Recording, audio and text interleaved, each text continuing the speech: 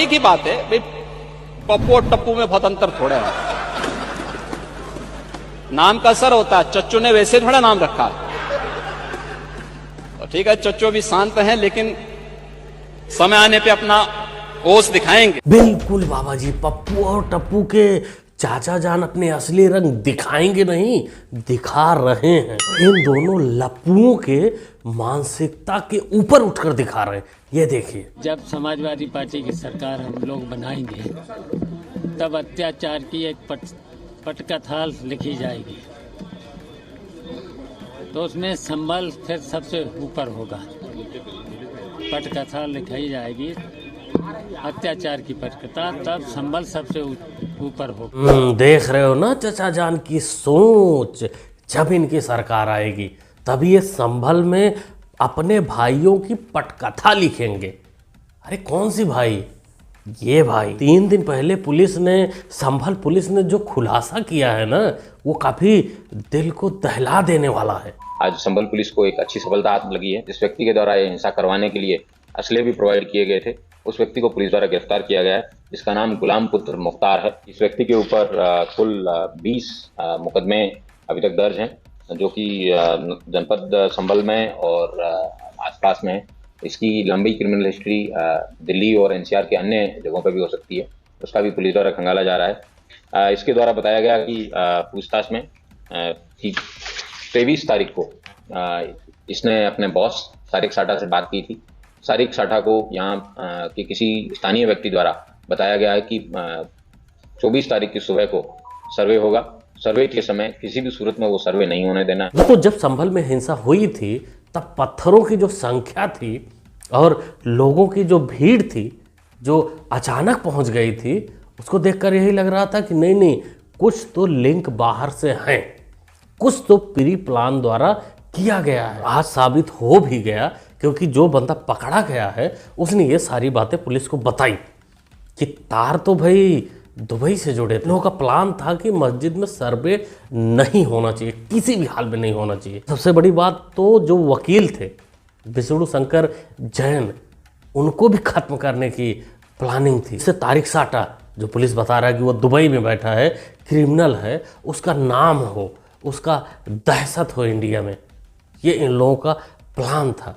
और जब सरकार चचा की आएगी तब इन्हीं सब की पटकथा लिखेंगे कि बेचारे हमारे अपनों को कैसे परेशान किया गया, कैसे उनको अपने काम में सफलता नहीं मिल पाई, पुलिस उनके बीच में कैसे आ गई। पुलिस के साथ ये लोग करेंगे ऐसा जैसे पहले किया करते थे आजम खान टाइप के लोग। और सब डटे रहो, ये कलेक्टर पलक्टर से मत डरियो, ये तनखैया है, तनखैयों से नहीं डरते हैं।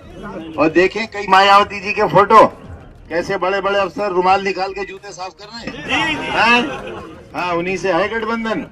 हाँ, उनसे उन्हीं के जूते साफ कराऊंगा इंशाल्लाह ने चाहा। ये था इनका राज। तब पटकथा लिखी जा रही थी, कलेक्टर को सरेआम मंच से बोला जा रहा था कि जूते साफ करवाएंगे तुमसे। लेकिन यूपी की जनता ने समय का जो चक्र है उसको दिया घुमा, और आज वही आजम खान जो जूती साफ करवाने वाला था, आज जेल का टॉयलेट साफ करता हुआ नजर आता है। बाकी और जो पटकथा लिखने वाले साथी थे, वो हुर्रों के पास जाकर अपना हिसाब किताब कर रहे हैं। कुल मिलाकर बोले तो वो हुर्रों के मजा लेने में विलीन हो गए हैं। अरे बाबा जी की वजह से। अखिलेश यादव जी के विजन पे अगर राहुल जी दोनों साथ में आए, ग्रैंड अलायंस में सारी पार्टियां साथ में आई, बीजेपी आरएसएस किसी राज्य में सरकार में नहीं आ सकती, नोट कर लीजिएगा। वो कह रहे हैं अखिलेश और राहुल अगर एक साथ आएंगे तो मोदी पॉलिटिकली निपट जाएंगे, ये दावा है उनका। एक मंच पे अगर दिखे तो जमई साहब, क्या नाम, अमित जमई साहब, अखिलेश और राहुल आए तो अखिलेश जरूर निपट जाएंगे, इसका पूरा भरोसा। 2024 में अखिलेश यादव का जलवा, और आप कह रहे हैं कि दिल्ली में क्या उनका नहीं, अखिलेश जी का जलवा बांग्लादेश में भी होगा, मैं इससे इंकार नहीं करता। अखिलेश जी का जलवा, बिल्कुल भाई, अखिलेश यादव का जलवा तो पाकिस्तान बांग्लादेश में होगा ही, क्योंकि भाई वो दोनों देश जो हमारे देश के बारे में सोचते हैं, कुछ वैसा ही अपने अखिलेश भैया सोचते हैं। हमारा देश कभी विकसित भारत नहीं बन सकता। ये देखो ना, ये क्या है? यानी एक राजनीतिक दल अपने देश के प्रति इतनी दुर्भावना रखता है और इसलिए देश अब इस बात को कहने लग गया है कि अगर श्री राहुल गांधी की उपस्थिति भाजपा की जीत की गारंटी है तो उत्तर प्रदेश में से अखिलेश यादव की उपस्थिति भाजपा की जीत की निश्चित गारंटी है। सही पकड़े हैं बाबा जी, क्योंकि भाई आज के समय में जनता जात पात से उठकर अपना योगदान उसे दे रही है जो देश को विकसित देश बनाना चाहता है। वो उसको बिल्कुल नहीं सपोर्ट करना चाहती जो कहता है कि बन ही नहीं सकता, जो प्रयास ही नहीं करना चाहता, जो सिर्फ पटकथा लिखने में विश्वास करता है।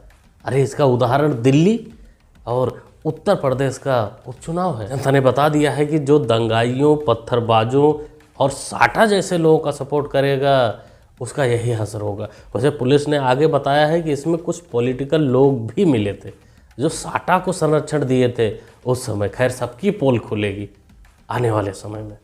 भारतीय जनता पार्टी ने दिल्ली की महिलाओं से वादा किया था कि पहली कैबिनेट की मीटिंग में 2,500 रुपए प्रति माह की योजना जो दिल्ली के हर महिला को मिलनी है वो पास होगी। लेकिन मुझे दुख है इस बात का कि सरकार बनने के पहले ही दिन भारतीय जनता पार्टी ने अपने वादे तोड़ने शुरू कर दिए, दिल्ली वालों को धोखा देना शुरू कर दिया। कितने ढीठ हो सकते हैं आप ये भाई। चुनाव में तो आप लोगों ने देखा ही, चुनाव के बाद भी देख रहे हैं कितने ढीठ हो सकते हैं। पंजाब में इनकी सरकार बने हुए 3 साल हो गया, अभी तक 1,000 का कुछ पता नहीं है, लेकिन यहाँ 3 दिन हुआ बीजेपी का सरकार बने और इनको 2500 याद आ गया। सीट कर दिया। प्रेस कॉन्फ्रेंस में कहा था कि महिला सम्मान योजना को पहली कैबिनेट में पास करें क्योंकि प्रधानमंत्री जी का वादा। देखिए सरकार हमारी है, एजेंडा हमारा है, तो काम हम ही करने दीजिए ना। आपको हर चीज में कहने की जरूरत नहीं है, उन्हें कहिए कि जब आपका कार्यकाल था आपने किया। सीधी बात, नो बकवास। भाई तुम्हारी सरकार नहीं है, तुम बकवास मत करो। सीधी बात, तुम मजबूत करो भाई। तुम्हारे पर्सनल अकाउंट में हो तब वक्फ बोर्ड को मजबूत करो, जैसे सरकार में रह के करने वाले थे या कर रहे थे। खैर मार लेना भाजी, करें ही क्या। इनको भी ऊपर से प्रेशर होगा अपने अपनों का कि 2500 दिलवाओ, क्योंकि इनकी दिहाड़ी जो है वो हो चुकी है बंद। सबसे बड़ी बात, चुनाव के बाद से घुघरू सेठ लापता है भाई। उनका कुछ पता ही नहीं चल रहा कि बंदा गया कहाँ। हमें लग रहा है कहीं चोरी छुप के महाकुंभ तो नहीं निकल लिया, क्योंकि निकले तो बहुत नेता हैं। हो सकता वहीं मोक्ष प्राप्त करने गया हो। जिसने बीबी नहीं रखा, जिसने बच्चा नहीं पाला, वो किसी और का दर्द नहीं समझ सकता। देश का दर्द नहीं समझ सकता। मोदी के दिल में दर्द होता तो बुलडोजर ना चलाते। कब्जे करते जाइए, बुलडोजर ना चले। बच्चा जो होता है ना 2 साल की उम्र में, 3 साल की उम्र में बोलना सीख जाता है। चाचा को मामा, मामा को चाचा, पापा भी कह देता है। लेकिन क्या बोलना है पूरी जिंदगी लग जाती है। मैडम को देख के मेरे को वो ये अनुभूति हो रही है कि क्या बोल रही है, इनको यही नहीं पता। उम्र ज्यादा मुझसे बिल्कुल है, लेकिन क्या बोलना है वो नहीं समझ। ऐसी लफंडर मोहतरमाओं के दिमाग में सिर्फ एक ही चीज घुसा दिया गया है कि जिनके 5 बीबी और 50 बच्चे होंगे वही देश को चला सकते हैं। बाकी इनको ममता बानो नहीं याद आएंगी, वो उनके बारे में नहीं बोल सकती भाई। अपने अपनों वाली बात है ना। बाकी इनको सरकार ऐसी चाहिए कि जो पत्थर मारने पर भाई दिहाड़ी भी दे और बाद में फूलों की थाली सजाए, उसके बाद इनके पास ले जाए, इनकी आरती उतारे। अभी ये मोहतरमाएँ संतुष्ट हो पाएंगी सरकार से। अरे इनकी संतुष्टि वाली ही दिक्कत है। ये ससुरी संतुष्ट ही नहीं हो पाती इतनी जल्दी। छोटी छोटी चीजों में संतुष्ट ही नहीं होना मांगता इनको। Now the most interesting part, the most interesting part, the most interesting part. सुन रहे हैं? अबे जल्दी बोल, कल सुबह पनवेल निकलना। मजबूरी है। आप द मोस्ट इंटरेस्टिंग पार्ट में सब सुनेंगे। देख नहीं रहे, दर्द पे बात करो। मुंह नीचे कर लिया suddenly. The most interesting part is